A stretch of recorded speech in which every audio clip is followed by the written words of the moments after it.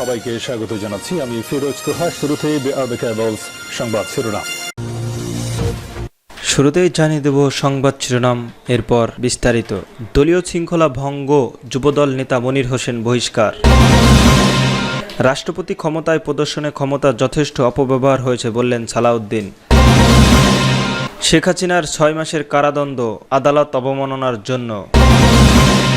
গুমের জড়িত প্রমাণ হলে কঠোর ব্যবস্থা নেবে সদস্যর বিরুদ্ধে সেনাপ্রধান।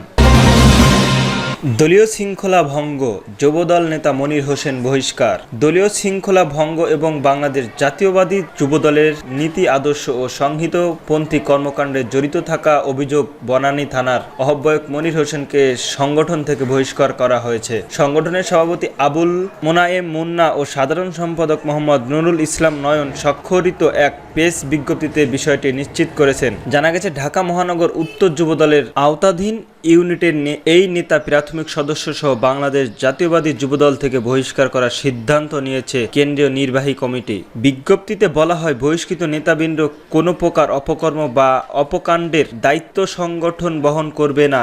একই সঙ্গে যুবদলের সর্বস্তরের নেতাকর্মীদের প্রতি মনির হোসেনের সঙ্গে সাংগঠনিক কোনো সম্পর্ক না রাখার নির্দেশ প্রদান করা হয়েছে। রাষ্ট্রপতির ক্ষমা প্রদর্শনের ক্ষমতায় যথেষ্ট অপব্যবহার হয়েছে বললেন বিএনপির স্থায়ী কমিটির সদস্য সালাউদ্দিন আহমেদ। বিএনপির স্থায়ী কমিটির সদস্য সালাউদ্দিন আহমেদ বলেন, বিগত সময়ে রাষ্ট্রপতির ক্ষমা প্রদর্শনের ক্ষমতার যথেষ্ট অপব্যবহার হয়েছে। উপযুক্ত ক্ষমার প্রদর্শনের মাধ্যমে হত্যাযজ্ঞের উৎসাহ দেওয়া হয়েছে। জাতীয় ঐক্যমত কমিশনের সঙ্গে দ্বিতীয় দফায় 9ম দিনের সংলাপ শেষে তিনি একথা বলেন। তিনি বলেছেন, বিএনপির নীতিগতভাবে একমত, ক্ষমা প্রদর্শন আইন দ্বারা নিয়ন্ত্রিত হবে, সংবিধানে যা আওতাভুক্ত হবে। বিএনপির এই নেতা বলেন, হাইকোর্ট স্থায়ী বেঞ্চের বিভাগীয় পর্যায়ের স্থাপনার ব্যবহারের আমরা একমত, তবে এই বিষয়ে সুপ্রিম কোর্ট এবং প্রধান বিচারপতির সঙ্গে আলোচনা করেই এটি করতে হবে। তা করা গেলে জনগণের দোরগোড়ায় পৌঁছে যাবে। তিনি বলেন, জনগণ আমাদের কাছে দায় অনেক বেশি। এখানে মতামত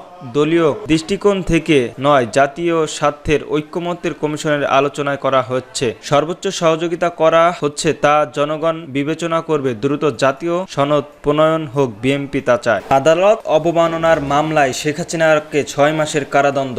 আদালত অবমাননার মামলায় ছাত্র জনতা গণ অভ্যুত্থানের মুখে ভারতে পালিয়ে যাওয়া শেখ হাসিনার 6 মাসের কারাদণ্ড জানিয়েছে আন্তর্জাতিক অপরাধ ট্রাইব্যুনাল। এছাড়াও গাইবান্ধা গোবিন্দগঞ্জের শাকিল আকন্দ বুলবুলকে 2 মাসের কারাদণ্ড দেওয়া হয়েছে। দুপুরে বিচারপতি মোহাম্মদ গোলাম মুর্তাজা মজুমদারের নেতৃত্বে 3 সংসদের ট্রাইব্যুনালে এই আদেশ দেন। এর ফলে পালিয়ে যাওয়ার পর প্রথমবার সাজাপ্রাপ্ত হলেন শেখ হাসিনা। গত বছরের 25শে অক্টোবর গাইবান্ধার এক আওয়ামী লীগ নেতার সঙ্গে টেলিফোনের কথোপকথন 227 জনকে মারার হুমকি দিয়েছেন শেখ হাসিনা। পরে এই নিয়ে মামলা করেন প্রসিকিউশন। এর ধরনের মামলার পলাতক আসামিকে কমপক্ষে আইনজীবী নিয়োগে নজির না থাকা ও ন্যায্য বিচারের স্বার্থে সরকারি খরচে আইনজীবী পান শেখ হাসিনা। ট্রাইব্যুনাল 1 পলাতক শেখ হাসিনার 2 জনের বিরুদ্ধে আদালত অবমাননার শুনানি হয়। ফাঁস হওয়া অডিও শোনেন ট্রাইব্যুনাল। 227 জনকে মারার লাইসেন্স পেয়েছিলেন শেখ হাসিনা এবং বক্তব্য বিচার ব্যবস্থায় প্রতি হুমকির বিষয়টি প্রমাণিত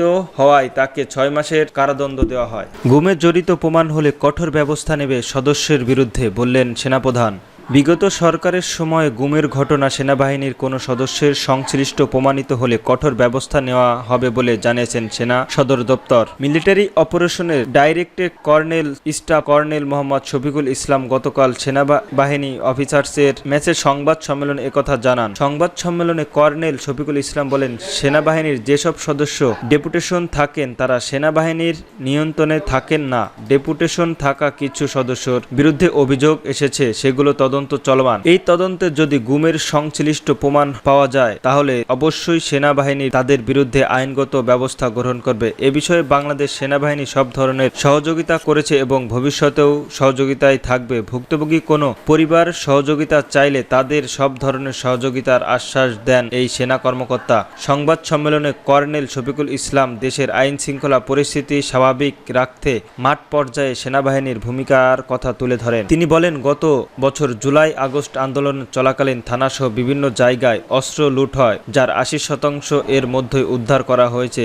এক প্রশ্নের জবাবে তিনি বলেন, ওই সময় প্রায় ১২,০০০ অস্ত্র লুটপাট হয়, এর মধ্যে ৯,০০০-এর বেশি অস্ত্র সেনাবাহিনী উদ্ধার করেছে। আগামী নির্বাচনের আগে যত দ্রুত সম্ভব বাকি অস্ত্র উদ্ধারের সেনাবাহিনীর তৎপরতা রয়েছে। সেনা সদর দপ্তর জানান, বিরাজমান পরিস্থিতি সেনাবাহিনী দেশের সার্বভৌমত্ব রক্ষা, জনগণের জনমাল এবং রাষ্ট্রীয় গুরুত্বপূর্ণ সম্পদ ও স্থাপনার নিরাপত্তা প্রধান সহ সার্বিক পরিস্থিতি স্থিতিশীলতা রাখতে নিরলস কাজ করে যাচ্ছে। সেনাবাহিনী প্রধানের দিক নির্দেশন অনুসরণ করে সেনা সদস্যের আইন শৃঙ্খলা রক্ষার অন্তর্বর্তীকালীন সরকারের সংশ্লিষ্ট মন্ত্রণালয়, আইন শৃঙ্খলা রক্ষাকারী বাহিনীর স্থানীয় সদস্য, গণমাধ্যমে সাধারণ মানুষের সঙ্গে সম্পৃক্ত হয়ে সর্বক্ষণিক সক্রিয়ভাবে দায়িত্ব পালন করেছে।